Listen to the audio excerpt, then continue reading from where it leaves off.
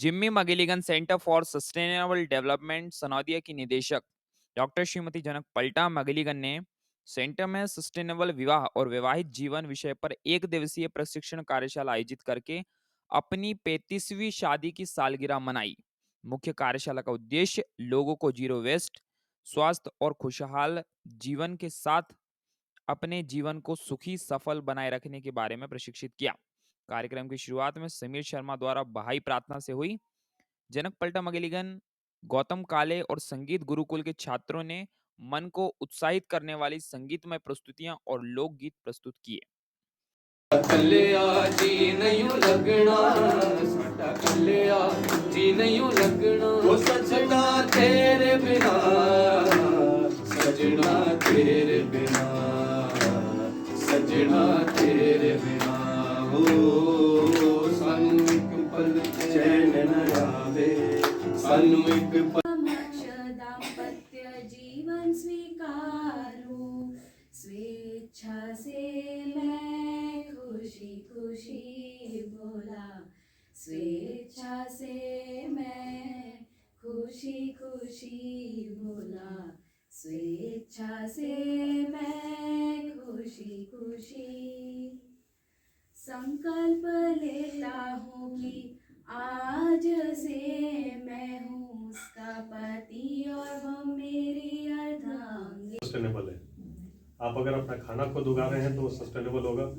आप आपका जो परिवहन है वो अपने हाथ में है तो, आपका ईंधन है अगर अपने हाथ में है तो, ये सारा कुछ है। और उसी में जो हमारे जो जीवन के उत्सव है, पर्व है या रीति रिवाज हैं, उन सबको भी संस्कार हैं, उनको भी हम जितना कम से कम पैसों में खर्च करके करें तो सस्टेनेबल की बात होती है आगे। क्योंकि पैसा एक शब्द, एक वाक्य कहा जाता है कि फलाने का सिक्का चलता है।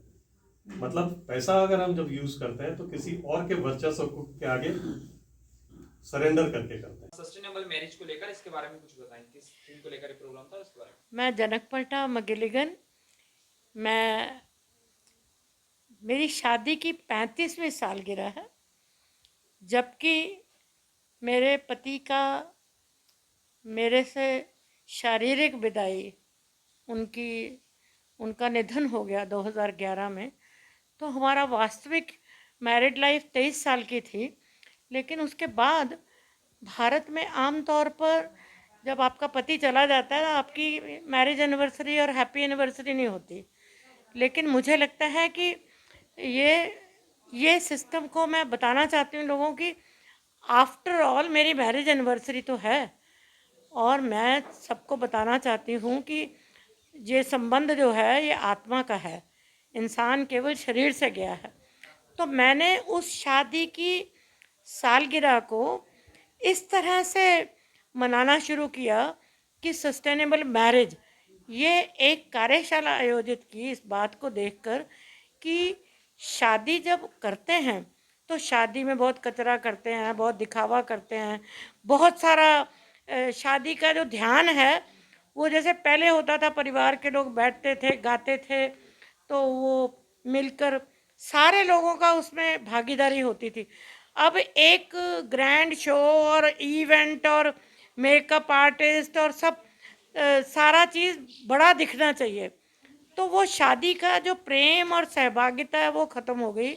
शादी में खाने पीने का वेस्ट, प्लास्टिक का वेस्ट, डेकोरेशन का वेस्ट, टाइम का वेस्ट, कुछ भी टाइम पे भी नहीं होता।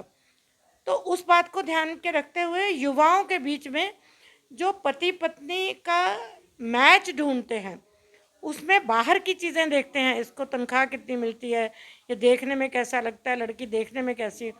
लेकिन मैं ये बताना चाहती हूँ कि शादी का जो संबंध है वो सारी उम्र का है। इंसान को देखो वो कैसा है, तो उसकी आत्मा, उसका स्वभाव, उसके साथ पूरा जीवन निकालना है। फिर उसका जो शादी करने के बाद दोनों परिवारों का संबंध है, दोनों बराबर हैं, दोनों मिलकर आपसी विश्वास, आपसी प्रेम और आपसी एकता, मिलजुल कर बात, मिलजुल कर फैसले करना, और हर बात का तेरी मेरी नहीं, अपनी, हमारी, हमारा जीवन हो जाता है पति पत्नी का, तो मैं से हम बन जाते हैं। तो शादी बाद में आजकल बहुत सालों से देख रहे हैं कि आजकल शादी करते हैं बहुत महंगी, उसके थोड़े महीने बाद, साल बाद ब्रेकअप हो जाता है, डिवोर्स हो गया, झगड़े हो गए, आत्महत्या कर रहे, लड़का केस चला रहा है, लड़की वाले केस चला रहे हैं। तो सामाजिक तौर पर भी, आर्थिक तौर पर भी, प्राकृतिक तौर पर भी ये मुद्दा इसलिए बहुत महत्वपूर्ण है आज कि समाज में इस विषय पे ना कोई किताब है, ना कोई स्कूल में पढ़ाया जाता है, ना माँ बाप पढ़ाते हैं, ना कोई सिखाता है ये बात। तो एक सामाजिक कार्यकर्ता होने के नाते और प्रकृति प्रेमी होने के नाते मैं कहती हूँ कि शादी उस बंदे से करना दोनों को जो जीवन भर निभा सके, जैसे भी हैं। एक बार स्वीकार किया, पहले से समझ लो कैसे हैं। और दूसरी बात यह है कि देने लेने की बात नहीं, दोनों बराबर हैं और दोनों मिलकर एक दूसरे की बात को समझें।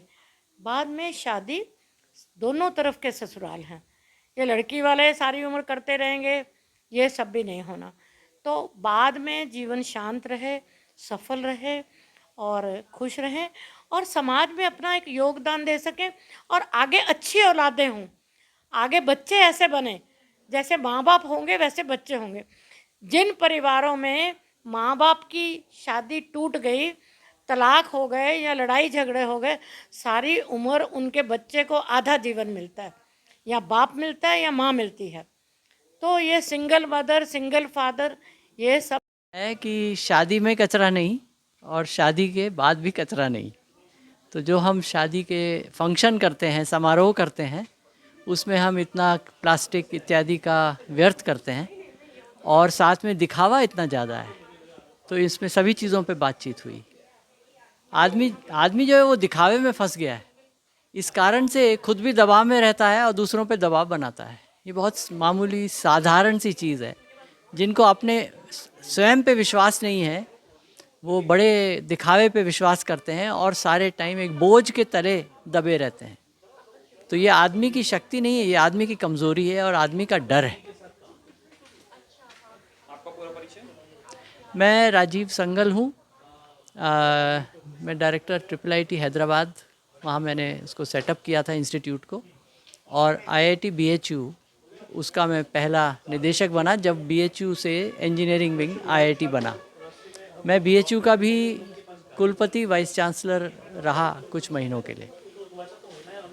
देखिए, आज ये जो Jimmy and Janak McGilligan Foundation for Sustainable Development द्वारा आयोजित एक बहुत ही शानदार वर्कशॉप थी, जिसमें युवाओं को ये बताया गया कि कैसे वो सस्टेनेबल शादी करें, वो चाहे शादी का समारोह हो या शादी का पार्टनर कैसे चूज़ करना हो, या शादी के बाद हमें कैसे एक दूसरे के साथ बैलेंस करना है। तो ये एक बहुत ही नॉलेजेबल चीज़ थी।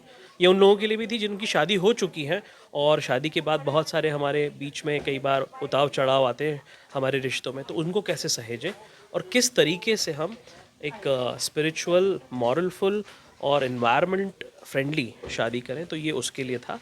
तो ये एक बहुत ही अनोखी शुरुआत थी और ऐसी चीज़ें होना चाहिए शहरों में। Thank you so much.